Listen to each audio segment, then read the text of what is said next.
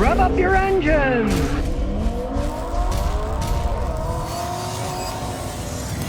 Car enthusiast says, Scotty, I got a 1986 LTD Crown Vic or a Chevy Malibu 71. It's a classic project car. Which is more reliable with cheap parts? Greetings from Germany. I go with the 71 Malibu because the 71 Malibu is a lot simpler than an 86 Crown Vic. It's carbureted. The Crown Vic's fuel injected. You would have more fun with that Chevy because back in the 70s, they were making pretty good cars. You know, I learned how to drive on a Chevy. It was a 69, and let me tell you, it was a solid built car. I'd definitely go Malibu, and the parts are readily available because they didn't have that many different types of parts back in those days, and being carbureted, it's simple. Let's say the carb craps out. You got brand new Edelbrock carburetor, just bolt it on. Peter Lombardi says, thoughts on a $15,000 2000 Rolls-Royce Silver Seraph with good maintenance record.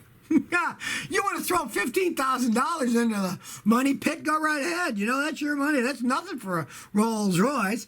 Maintenance record means nothing. It's a 20-year-old Rolls Royce. Stuff like, I worked on them once in a while. Even stuff like a brake rotor that you can get at AutoZone for $25 for a Ford. Yeah, they'll be $900 for a Rolls Royce. Everything else costs a fortune, and they aren't that well made. You know, they really aren't. They cost an absolute fortune to maintain. I mean, if you got 15 grand burn a hole in your pocket and you want a weekend toy, go right ahead. But if you value your money, don't even think about buying that thing. TJ says, is a Saturn I200 2002 with 150,000 miles reliable?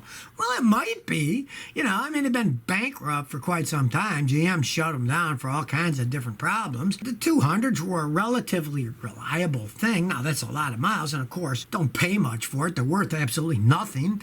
But I've had customers buy them for $500 and drive them 3-4 years, and they're still driving them. And I don't have to spend too much time fixing them for them. I mean, if it's in decent shape, it could be okay knockaround car. Don't pay much for it, though. There's absolutely no value. Programming says, Scotty, why did Pontiac go bankrupt? Well, Pontiac really didn't go bankrupt. GM just stopped making Pontiacs.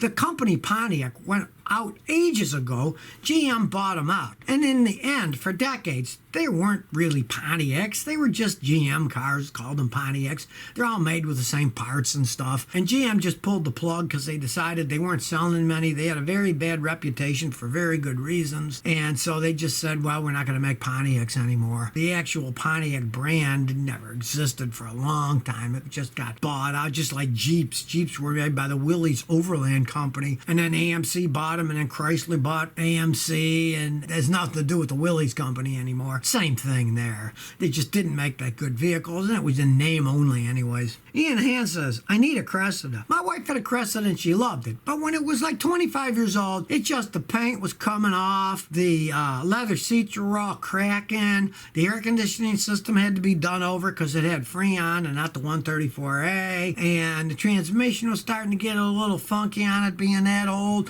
The money you'd have to put into one of those, now if you really like the car and you want to completely do it over, go right ahead, but realize you're going to spend thousands and thousands and thousands of dollars on a car that you'll never recoup your investment because they're not collector's items. They still made a whole bunch of them, so they'll never really be collector's items. But I mean, if you can find a cheap one, you want to knock around one, see if you can find one that still runs. What the heck? But I wouldn't put too much money into one. When Scotty gets rid of a car, it's kind of telling you, yeah, it's time to say goodbye. Chinese Characters 888 says, can't read Chinese characters, I know Mandarin at all. Hey Scotty, what are your thoughts on buying a used Tesla Model X P100D?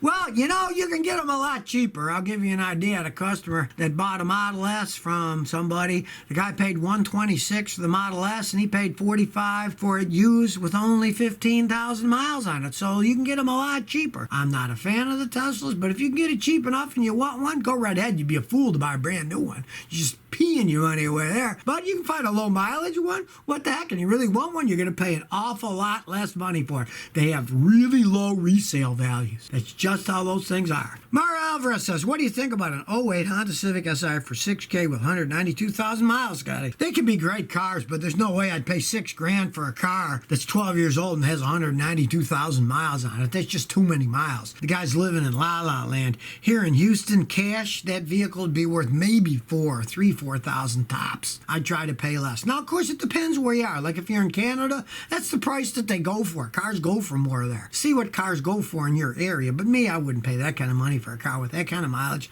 with no guarantee. That's just too much riverboat gambling as far as I'm concerned. Booba Boopy says, is a 2006 Mitsubishi Lancer automatic transmission reliable? Currently have 153 miles. Sad but true, they usually aren't all that reliable, but if you have 153 and it's still working, baby it. The engines are stronger than the transmission. If you drive conservatively, you never know. As long as it lasts, keep driving it. Hey, it's 14 years old and has 153,000 miles. You try selling it or trading it in, you won't get hardly anything for it. So keep driving it, baby it. You never know. You know, I've even seen some Chryslers make it over 200,000 miles. Some people got one that was well made, or they really baby their cars. And if you baby your car, could be. The group abides. Scotty, help. I got a 14 Subaru Forester. It's lack of power and accelerate. I cleaned the MAF, throttle body, new plugs, oil change, filter. Runs fine for a day and then bogs down again. You tried the obvious things. Now it's time for a little analysis instead of guessing.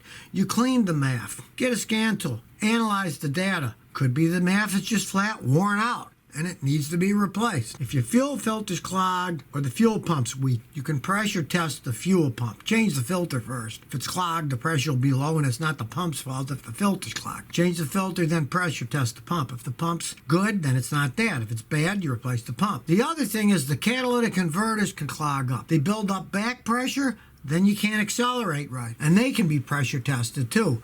We mechanics will just take out the oxygen sensor, put a pressure gauge in and see how much pressure there is. If there's too much pressure, it means the cat's clogged and you'd have to replace it. Those are the most common things. Rising Phoenix 317 says, Scotty, I have an '08 Ford Fusion 4-cylinder, 150,000 miles. Every morning I start, it squeals for 5 to 10 minutes, goes away, worse in cold weather.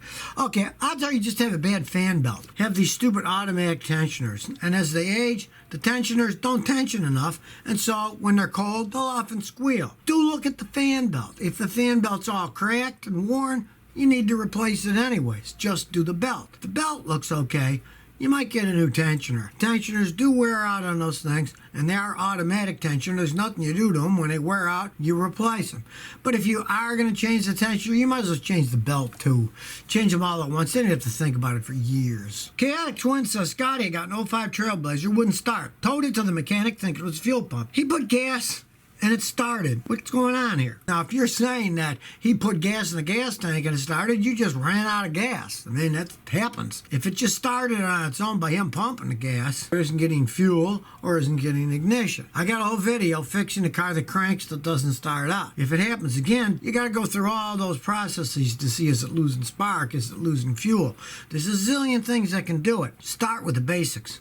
Have the battery load tested. A weak battery will do that too. There's a whole bunch of reasons cars won't start. See if there's any codes. If it's a really bad thing, it'll trip a code. So let your mechanic go through that, and if he can't find anything, what you generally guess at on something like that age, being GM, weak fuel pumps will do that. They won't trip any codes, so you could be you need a fuel pump. Pro Driver says, Toyota changing the game. Well, recently they've been changing the game badly. They just recalled like 1.5 million Toyotas and Lexuses for the fuel pumps might stop. And here's the weird thing. They're going to recall them, and he said they're going to tell the clients in May, hey, it's March now. Why don't they tell the people right away, you know? No, they're going to wait. If you own a late model Toyota, you better watch it. That fuel pump dies or you're going down the highway, car will stop running, somebody's going to slam into you. They're losing their quality like everybody else, it seems. It kind of pees me off. I got a 94 Celica, still has the original fuel pump, and it runs fine. Nip and Denso pumps. I don't know if they changed where they're buying the pumps from. If they did, shame on them, because those never had problems. They would just pump and pump and pump for years, but now they're having problems. Well, G says, are there any other YouTube channels that you trust? Well, I only trust 3 things. Me, myself, and I. And I'm kind of wondering about me.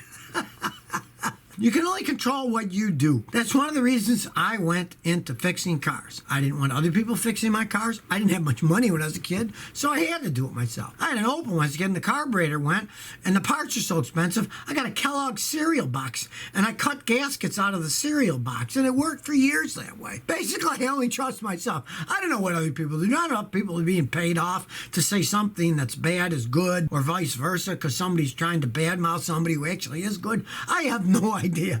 I only know what I've been doing for 52 years, and so I can pass the truth on to everybody out there. So I really can't say. I don't know if anybody else is telling the truth or not.